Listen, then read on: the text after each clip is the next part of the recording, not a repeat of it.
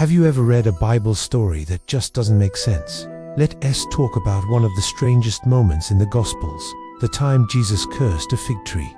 Picture this. Jesus is walking, he's hungry, and he sees a fig tree in the distance. It looks incredible, full of life, green leaves, healthy branches. It's practically screaming, "I have figs." But when he gets closer, there's nothing, not a single piece of fruit.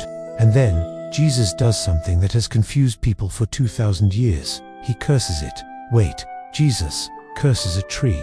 Why would the Son of God destroy a plant just because he was hungry? Was this a moment of anger? Was he just having a bad day? Or was something much, much deeper going on here? Here's the part most people miss. This wasn't about hunger.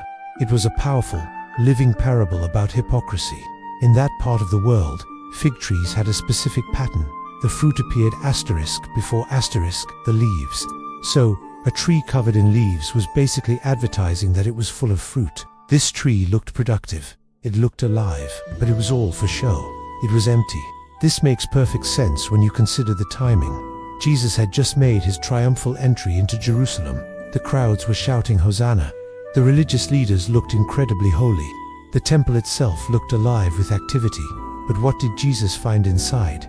Corruption, empty rituals, a spiritual marketplace. There was no real spiritual fruit, just the appearance of it. So, standing before this leafy, fruitless tree, Jesus speaks a single sentence.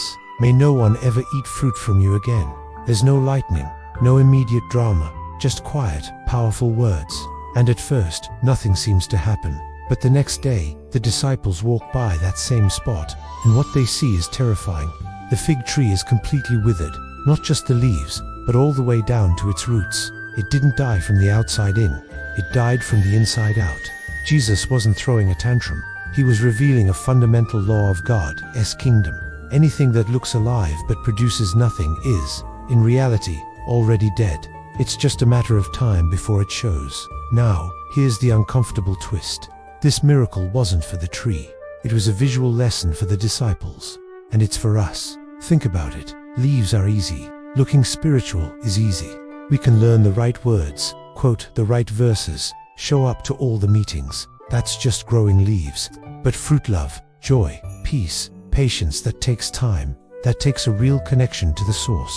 The fruit is what reveals the truth of what's inside. Then Jesus adds something totally unexpected.